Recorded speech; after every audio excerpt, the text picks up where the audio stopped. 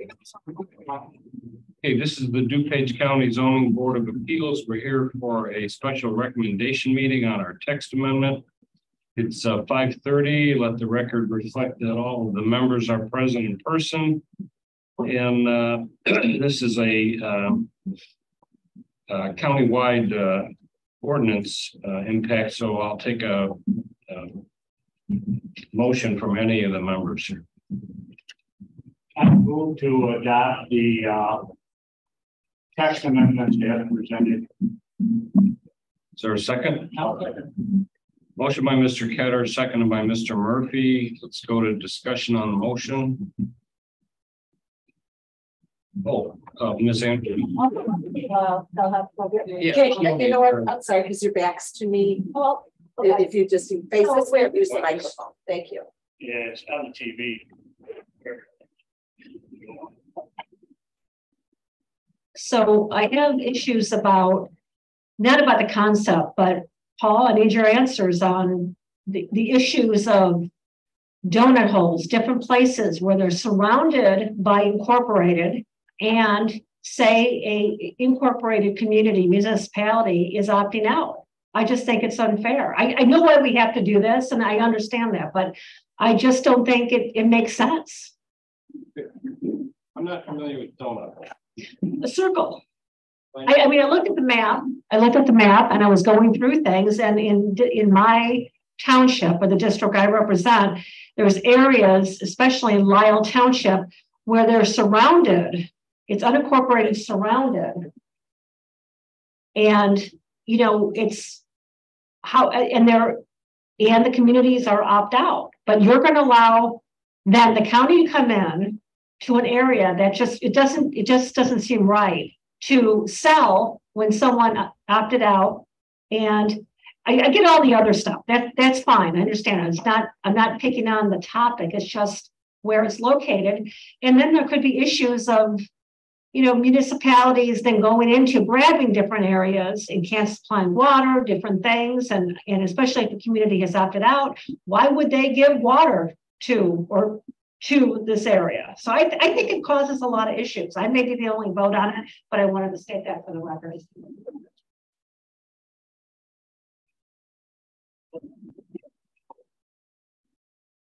So, Paul, another question for you. Is there anything that would prevent a facility that was moving into an area from accessing well water as opposed to connecting to the municipality?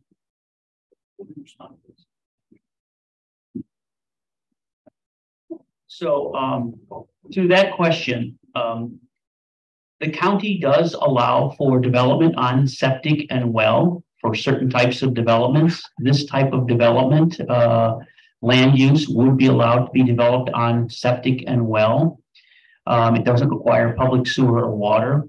The only time that a property would be required to hook up to water is if, or even to a sewer system, a public sewer system, if relative to a septic field, the ground would not perk out to be able to accommodate a septic facility. So they'd have to be on a public sewer.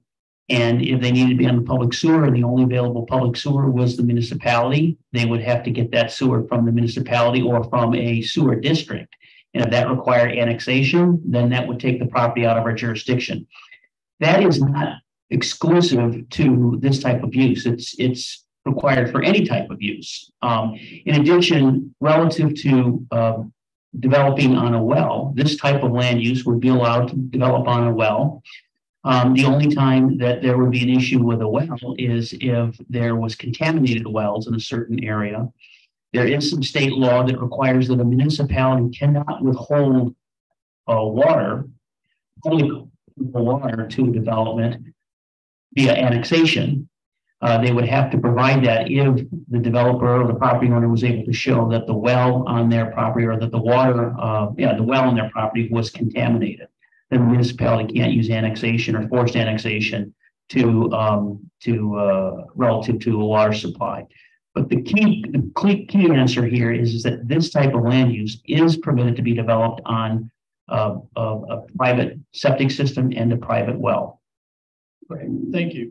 In answer to Member Anderson's question, what the county board considered at the Finance Committee and the County Development Committee, the guidance that they wanted to the staff to take a look at, along with the statutory requirements.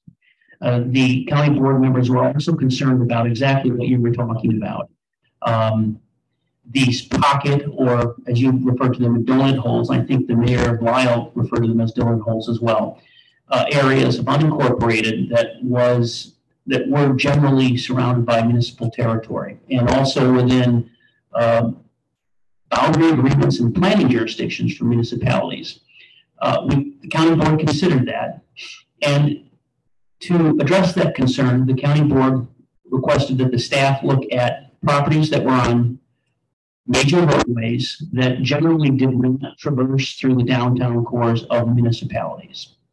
And so that was the way that the county board members were looking to deal with the concerns from the municipal members, the mayors, the trustees from municipalities. And we determined that the way we could accommodate that was to put these developments on what are called other principal arterial roadways.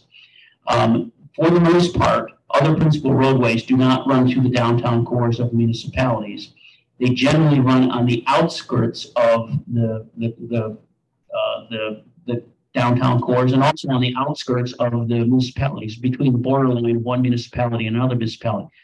In the case of Lyon, we have the map here. We can show you, for instance, on Route 53, where the concern is from the mayor of Lyle. We have 4 sites that are available along Route 53 on the west side of 53. 2 of them are, and to be clear, they're all incorporated. 2 of those sites are located in the alternate municipal boundary of the village of Woodridge, and the other 2 are in the alternate municipal boundary of the village of Lyle. There are surrounding residential properties that are unincorporated that if they were to annex in, some would annex into the village of Lyle, some would annex into the village of Woodridge.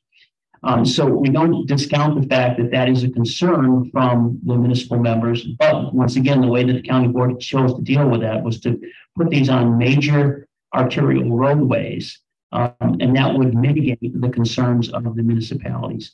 The municipalities have the ability to annex those properties in if they like. They've chosen not to do this at this time. One of the other issues that came up from the county board members was that when you have liquor establishments, whether they be taverns or bars or restaurants that have liquor licenses, or packaged liquors in stores, standalone liquor stores or at grocery stores, there are no conditional use zoning requirements for liquor stores to apply for extraordinary zoning. They're allowed as of right in B1, I should say, in all the non-residential zoning districts, B1, B2, industrial, and office. There are much more limited restrictions on liquor stores when it comes to distance requirements from what we were referring to as protected use, schools, daycare facilities, religious institutions, and so on. The board members, the majority of the board members felt that these dispensing facilities that we're talking about in this proposed zoning ordinance text amendments were no different than dispensaries for alcohol, whether they be a package or whether they be open consumption inside of a building. And so for that reason, the board members felt that the additional restrictions that are placed on cannabis facilities, namely, once again, located on principal arterial roadways, located a certain distance from certain protected uses, mitigated the concerns that we were receiving from the municipal members and mitigating the concerns that you're talking about tonight. Still not discounting the fact that there are still these donut holes, not just in Lyle, but throughout the entire county. But the majority of the board members felt that that concern was mitigated by the distance requirements and the requirements that they be located on the principal arterial roadways. Any other comments? So just from my perspective, our role here as board members sort of is a little different for text amendments or appeals or public hearings. And with respect to text amendments, seems to me that we offer hopefully some insight on procedural issues, not policy issues. I think we've done that in a couple of areas.